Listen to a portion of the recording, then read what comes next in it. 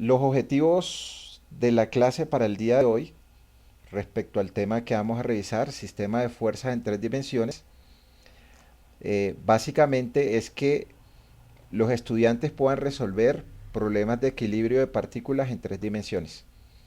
Vamos a incluir la dimensión del eje Z.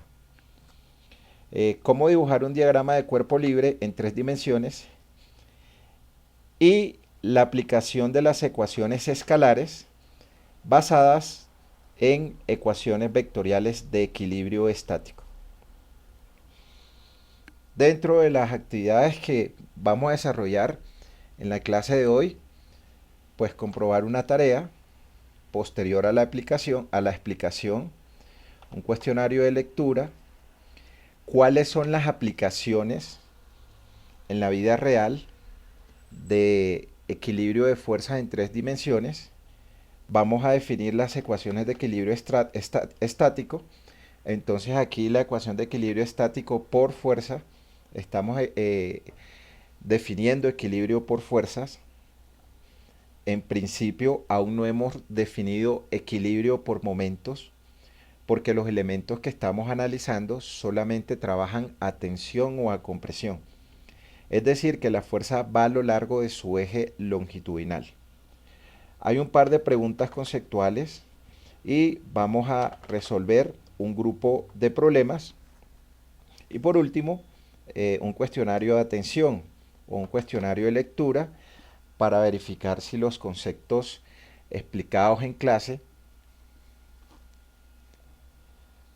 fueron comprendidos de manera adecuada. Y acá me faltó colocar dentro de las actividades de clase cómo se determina las componentes vectoriales de una fuerza a lo largo de una línea.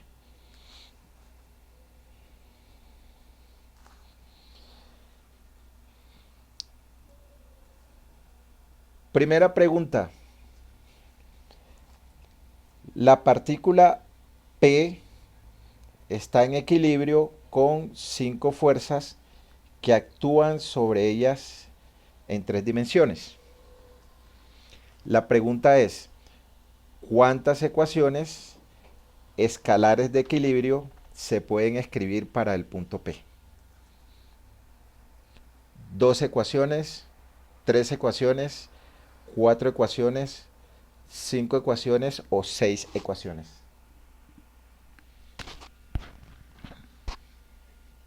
Tres. Entra entra la nueva ecuación, ¿no? En dos dimensiones teníamos ecuaciones escalares, sumatoria de fuerzas en X igual a 0, y teníamos sumatoria de fuerzas en Y igual a 0 para dos dimensiones. Entonces acá entra la nueva en tres dimensiones. Debe haber sumatoria de fuerzas en X igual a 0, sumatoria de fuerzas en Y igual a 0 y sumatoria de fuerzas en Z igual a 0. Entonces, para tres dimensiones entra la nueva ecuación que es sumatoria de fuerzas en Z, razón por la cual la respuesta es B, 3 ecuaciones. En tres dimensiones, cuando una partícula está en equilibrio, ¿cuál de las siguientes ecuaciones aplican? Sumatoria de fuerzas en X por el vector unitario Y más sumatoria de fuerzas en Y por el vector unitario J más sumatoria de fuerzas en Z por el vector unitario K igual a 0.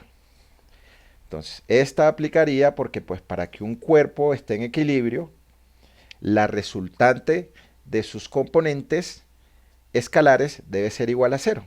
O sea, esto aquí debe ser igual a 0 en I, debe ser igual a 0 en J y debe ser igual a 0 en K. Es decir, la ecuación A aplicaría OK.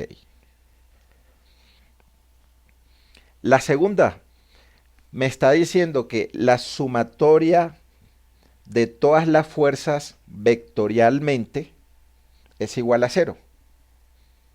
O sea que esta ecuación también aplicaría. La tercera que me está diciendo que la suma de las componentes escalares en X debe ser igual a la suma de las componentes escalares en Y, debe ser igual a la suma de las fuerzas escalares en Z y que esto debe ser igual a cero. También aplicaría. Razón por la cual la respuesta es todo lo anterior. O sea, los tres primeros casos aplican porque la resultante de las componentes vectoriales para I deben ser igual a cero. Para J debe ser igual a cero. Y para Z debe ser igual a cero. Si sumo todas las fuerzas vectorialmente, entonces significa que estoy diciendo que todas las componentes I, J y K son iguales a cero. Y si lo expreso de manera escalar, entonces de manera escalar mi componente de X debe ser igual a cero, mi componente de Y debe ser igual a cero y mi componente de Z debe ser igual a cero. Entonces, el primer caso en A son las componentes escalares expresadas vectorialmente. La segunda, la sumatoria de todos los vectores igual a cero. Y la tercera está expresando las componentes pero de forma escalar, es decir, un valor. Cuando no está multiplicado por I es de manera escalar. Cuando está multiplicado por I, J o K es de manera vectorial.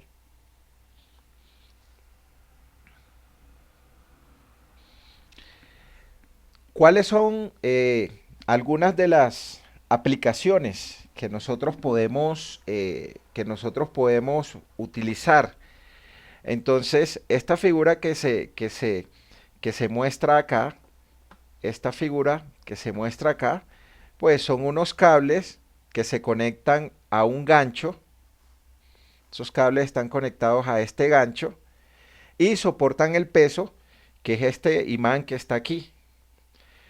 Entonces, igual que para el equilibrio de fuerzas en dos dimensiones, entonces nosotros ya sabemos que acá en este punto D, actúa un peso. Y ese peso, pues obviamente, ese peso actúa hacia abajo, y al actuar hacia abajo, mi peso W, entonces, ¿qué va a pasar? Él tendrá que reaccionar acá. Y este valor de acá es la reacción del peso. Pero ese peso se transmite a cada uno de los cables. Entonces yo tendré el diagrama de cuerpo libre de mi punto A, en donde actúan las tensiones de cada uno de los cables. Entonces allí tendré la tensión de este cable, que es mi cable B, la tensión de este cable, que es mi cable D, y la tensión de este cable, que es mi cable C. Tensiones de cada uno de esos cables. Entonces, la tensión del cable B, la tensión del cable D y la tensión del cable C. Y en el punto A estará la reacción de ese cable, que es el peso. Entonces acá va a actuar el peso del cable, mi peso del cable va a actuar acá. ¿Por qué? Porque si aquí abajo yo tengo la carga W, que es el peso de ese imán, entonces él reacciona en el único cable que está sosteniendo todo el peso. Pero ese peso se está distribuyendo en tres tensiones de unos cables que están agarrados a el gancho de esta grúa que está acá. Entonces nosotros, ¿cómo?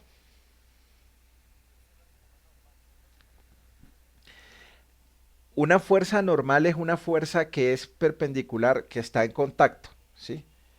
Que está en contacto con el piso. Por ejemplo, si nosotros tenemos un elemento,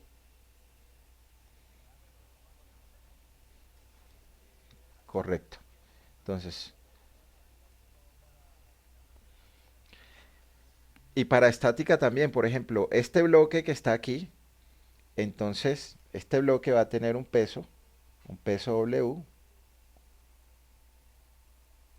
pero al estar en contacto con el piso, si yo hago mi diagrama de cuerpo libre de ese bloque, solo el bloque, entonces para que esto esté en equilibrio, el piso le transmite una reacción al bloque que es el mismo peso W. Tercer principio de Newton, acción-reacción. Esa es la fuerza normal. Sí, señor.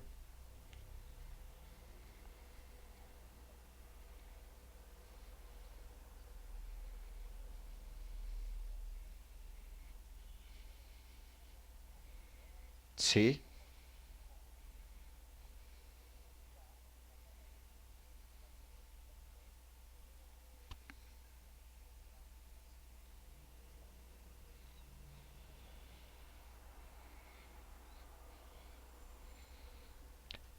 En 3D, pues ya miramos, tenemos un eje, unos ejes cartesianos, que son X y el otro es Z.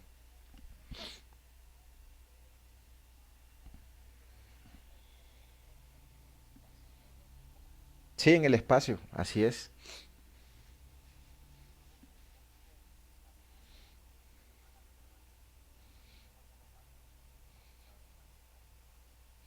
No tiene fuerza normal, así es.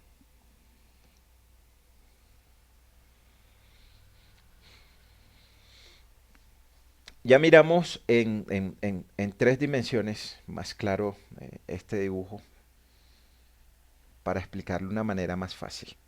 Entonces, ¿qué pasa con la fuerza B? Mi fuerza B, como está en el espacio, va a tener componente I, J y K. Mi fuerza D, como está en el espacio, también va a tener componente I, J y K. Y mi fuerza C también tendrá componente I, J y K. Para ello yo debo dibujar mi plano cartesiano con componentes X, Y y Z. Y en base a eso, entonces nosotros ubicamos si la fuerza está en el espacio, si la fuerza está a lo largo de un eje o si la fuerza está en el plano. O sea, la fuerza puede estar en el plano XY o la fuerza puede estar en el plano eh, YZ o puede estar en el plano XZ o puede estar en el espacio. Entonces, esto es una aplicación, ¿sí? Y si nosotros aplicamos equilibrio de fuerzas, determinamos cuál es la tensión que está soportando cada uno de esos cables. Entonces, ya yo buscaré un proveedor y le digo, yo necesito un cable que soporte una resistencia mayor a las tensiones que calculé por equilibrio de fuerzas. ¿Por qué? Porque voy a soportar un peso de tanto. Y ya pues el proveedor nos suministra a nosotros cables o cadenas que tienen una resistencia a la tensión con unos valores que ya están preestablecidos. O, o este puede ser otro caso, ¿no? Entonces, este es como el término inglés de Rick. Entonces, acá tendríamos que verificar si este cable que está acá y los otros elementos, el elemento AB y el elemento BC, son capaces de soportar el peso de los pescados que están sosteniendo. Porque ahí a mí me va a actuar, entonces acá en el extremo me va a actuar lo que pesen estos pescados, ¿sí? Lo que pesen estos pescados. Y por acá esto comenzará a alar, ¿sí? Y yo debo verificar si el cable es capaz de soportar una tensión para soportar el peso de estos pescados que estoy tratando de alzar. Y también debo revisar si el elemento AC, si mi elemento AC, entonces si este elemento AC y si este elemento BC soportan una fuerza de compresión que se está transmitiendo a estos dos elementos. Este es un caso en el cual, pues yo tengo un cable que trabaja a tensión, entonces todo este cable me trabaja a tensión, pero los elementos que están en rojo trabajan a compresión.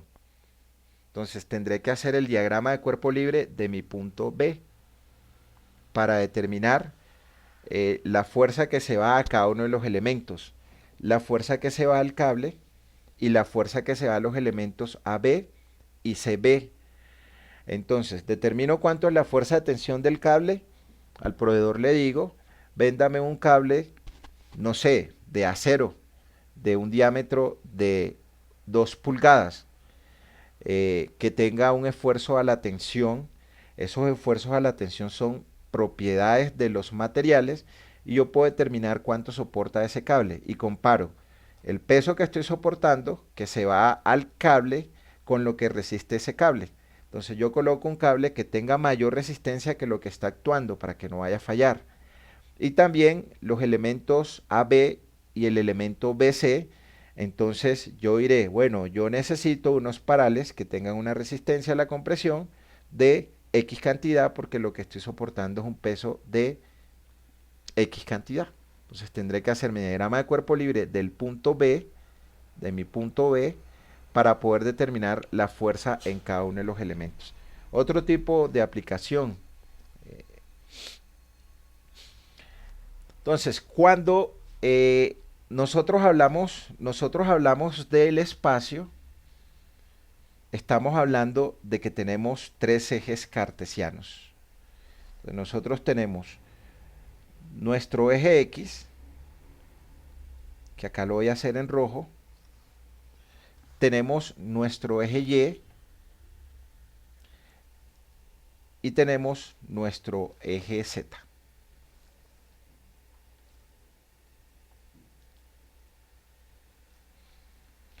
Es la manera como nos muestra el AutoCAD.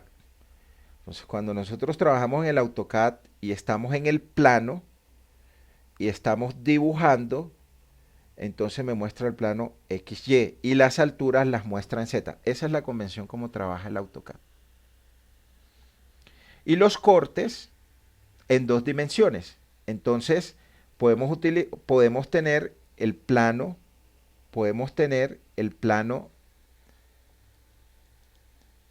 XZ, ¿sí? Ahí podemos tener nuestro plano XZ, o podemos tener el plano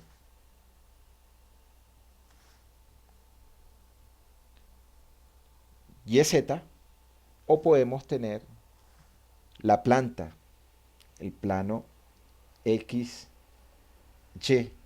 Entonces son los famosos cortes. Muéstreme la planta, muéstreme el corte, muéstreme el perfil. De esa manera trabaja AutoCAD. Las plantas en XY y los cortes en los planos XZ y en los planos XY. Y puedo mostrar la figura en tres dimensiones. Entonces, ¿qué pasa? Acá se aplica la regla de la mano derecha para saber que mis ejes son positivos o negativos. Entonces ahí están viendo ustedes el dibujito de una mano. Entonces cuando yo tomo mi mano derecha y la ubico tal como está ahí, mi dedo, no sé cómo es que se llama este dedo, bueno, el dedo gordo este va hacia arriba. Entonces significa que el eje Z es positivo. Pero si yo invierto el sentido de mi mano, entonces mi eje Z va a estar ubicado hacia abajo. Entonces, si está ubicado hacia abajo,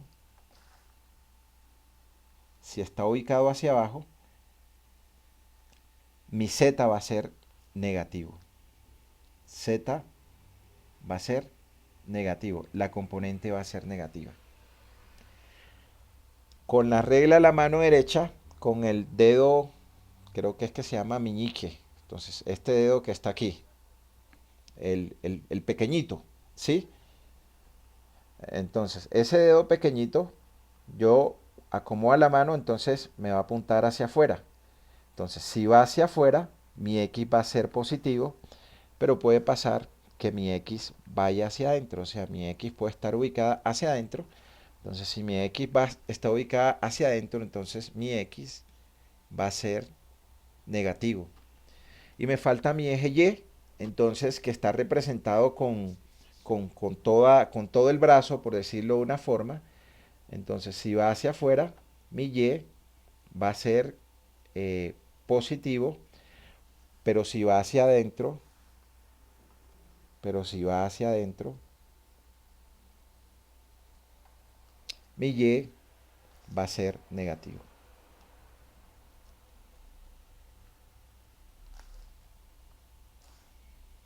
Entonces, esa es la regla de la mano derecha que me ayuda a ubicar a mí las coordenadas de esos puntos, ¿sí? Las coordenadas de esos puntos para saber que esos puntos son positivos o son negativos. Miremos la siguiente diapositiva y nos daremos cuenta. Vamos a ponerle valores a unas... Sí, señor.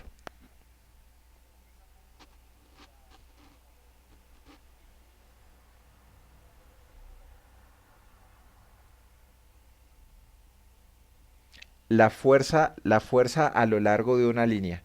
Pero no miremos esa fórmula aún. Ya explico qué es esa fórmula que está ahí. Entonces, primero ubiquemos estos puntos que están acá. Simplemente son unos puntos, ¿sí? Entonces, fíjense que mi punto B, vamos a colocarle sus coordenadas. ¿Qué coordenadas tiene, qué coordenadas tiene mi punto B? En X, ¿cuánto tiene? Entonces, en X, X va hacia afuera, ¿no? Listo. Entonces en X aquí tengo, hasta aquí tengo 4 y hasta acá 2 son 6. ¿Sí? Entonces 4 más 2 son 6. 6.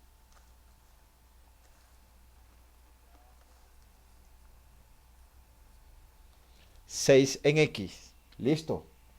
Ahora en Y, ¿cuánto tengo? Menos 1. Entonces, como está hacia adentro, entonces aquí está, acá está hacia adentro. Si yo imaginariamente ubico mi mano para cada uno de los ejes, entonces yo para Y, mi Y hacia dónde va? Va hacia afuera del brazo. Hacia afuera del brazo, ¿cuánto es ese Y? Es 1. Y como va hacia afuera del brazo, entonces ese valor es menos 1.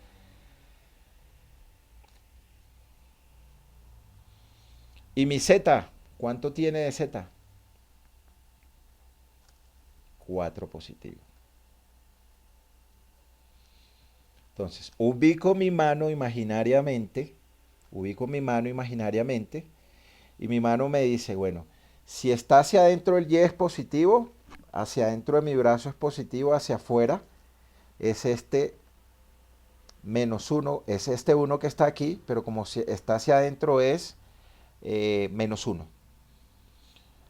Mi X, a lo largo de mi eje X, entonces yo aquí tengo 4 y aquí tengo 2 más, entonces tengo 6. Y para mi altura tengo 4. Ya ubiqué las coordenadas de mi punto A.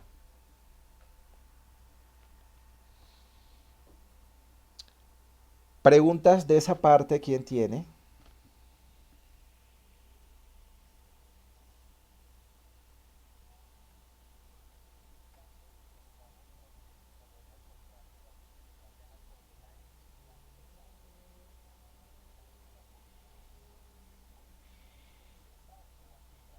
Sí, así es, X, Y y Z. Siempre va en ese orden, siempre va en el orden, siempre va en el orden X, Y y Z. Y puede pasar que alguno de las coordenadas sea cero. Si alguna de las coordenadas es cero, significa que el punto está en el plano. Y si dos coordenadas son ceros, entonces el punto está a lo largo de un eje. Revisemos, revisemos el punto A. El punto A, ¿qué coordenadas tiene? ¿Quién me va ayudando con el punto A? ¿Qué coordenadas tiene el punto A?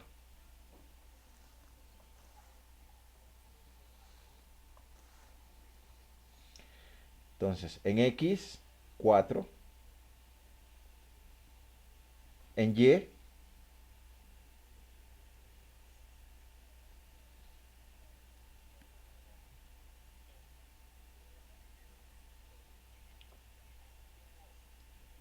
tiene 2 metros.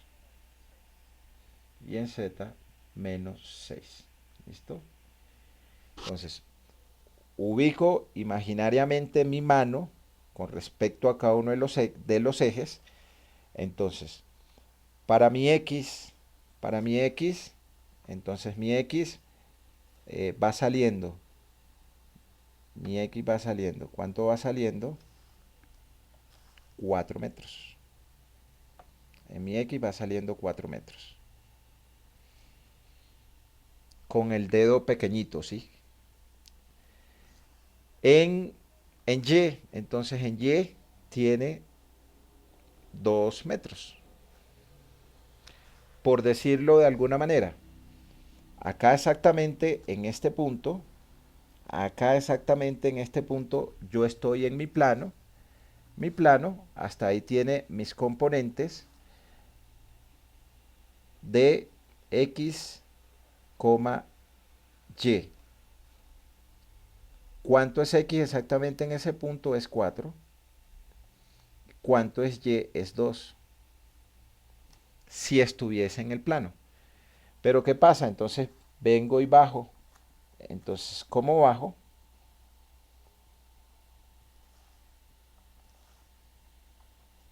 Aquí bajé mi punto. ¿Cuánto bajó? Bajó 6 unidades.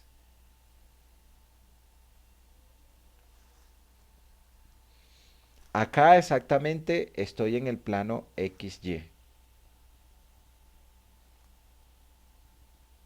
Lo que estoy haciendo aquí en rojo.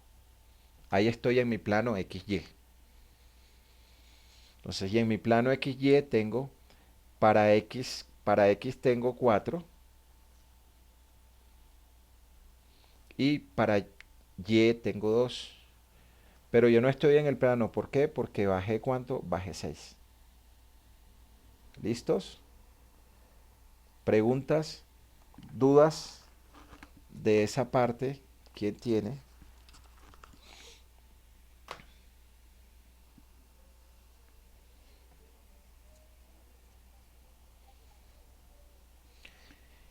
Listo. Entonces, si yo quisiera expresar mi vector posición, si yo quisiera expresar mi vector posición desde O hasta B, entonces digo, bueno, yo voy a expresar mi vector posición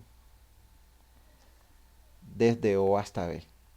Entonces, mi vector posición desde O hasta mi punto B, y si lo quiero expresar vectorialmente, bueno, vectorialmente coloco la rayita arriba y lo multiplico por sus respectivos vectores unitarios.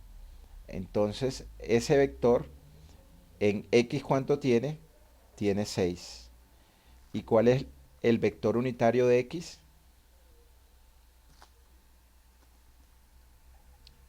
Y. Ok. Mi vector unitario de Y. Entonces, ¿cuánto es Y? Menos 1. Ah, menos 1. Y su vector unitario de Y es J.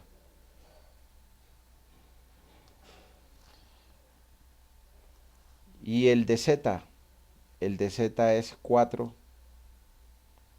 y su vector unitario es k.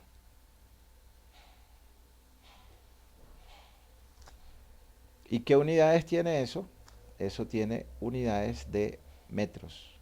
Ese es mi vector posición o b.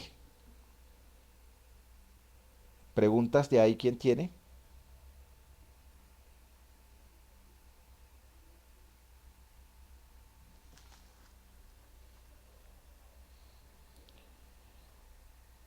Pero ahora quiero determinar mi vector posición o a. Entonces mi vector posición o a desde el inicio hasta donde termina.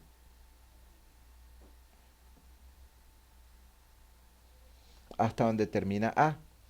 Entonces mi vector posición, vector posición que va desde O hasta A. Yo acá tengo entonces, para X tengo 4, entonces tendré 4, vector unitario de X es Y. Para Y tengo 2 más 2, vector unitario es J para Y, más o menos 6, vector unitario para acá. ¿Y qué unidades tiene eso? Eso tiene unidades de metro. Sí, ¿quién me hablaba?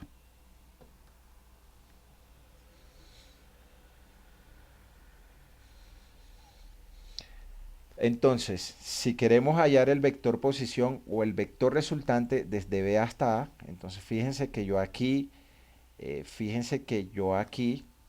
puedo determinar mi vector resultante. Entonces mi vector resultante,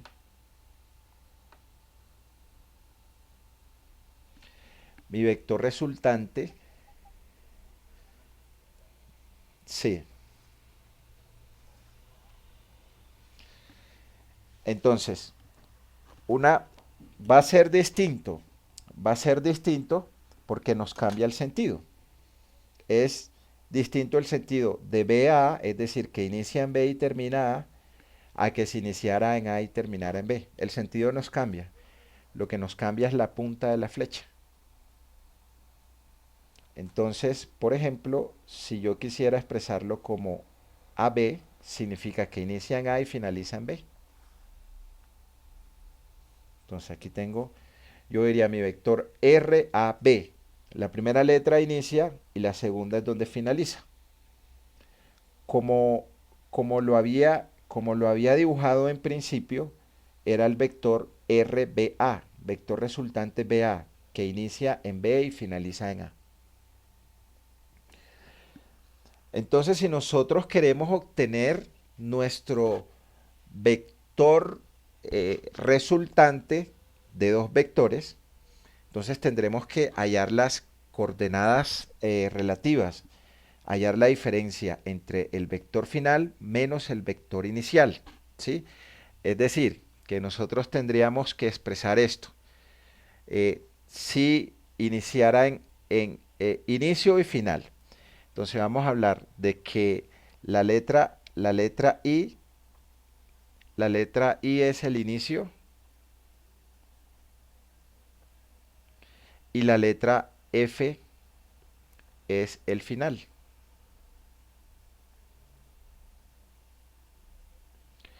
Entonces, mi vector RAB, mi vector RAB va a ser la diferencia de sus coordenadas. Es decir, que yo aquí tendré mi X final menos mi X inicial multiplicado por el vector unitario Y más mi Y final menos mi Y inicial multiplicado por el vector unitario j, más mi z final menos mi z inicial multiplicado por el vector unitario k. ¿Y qué son los x final o los x inicial? Las coordenadas del vector. Por ejemplo, si inicia en A y finaliza en B, entonces yo acá tendría, faltó colocar la flecha aquí arriba. Si inicia en A, o sea, yo acá tendría mi vector posición resultante AB. Entonces, ¿el final cuál es? El final es B. Entonces, cuando tienen X, en X tiene 6. ¿El inicial cuál es? Es A. ¿Cuánto tiene en A? En A tiene 4.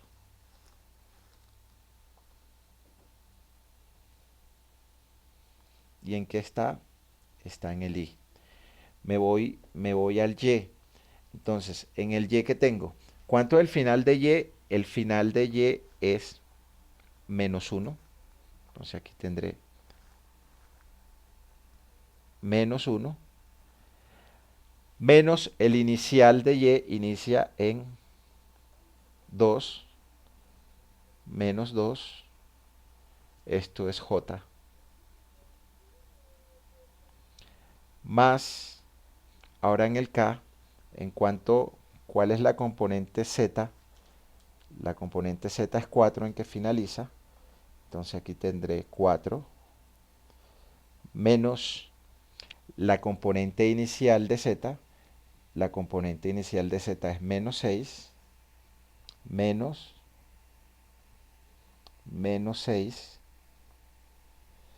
Y esto es mi vector unitario K. Entonces ya aquí sabemos menos por menos más. O sea que esto acá se nos va a convertir en más 6. Menos por menos más. Es decir que de ahí nosotros obtendremos un vector resultante RAB igual a 2i menos 3j más 10k.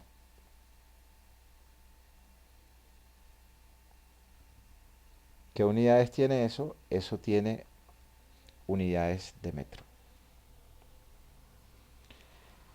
Si nuestro inicio fuera B y finalizara en A, simplemente nos van a cambiar los signos. Si nosotros iniciáramos en B y finalizáramos en A, ahí simplemente lo que sucede es que nos cambian los signos. El 2 se va a convertir en menos, el 3 se va a convertir en más y el 10 se va a convertir en menos.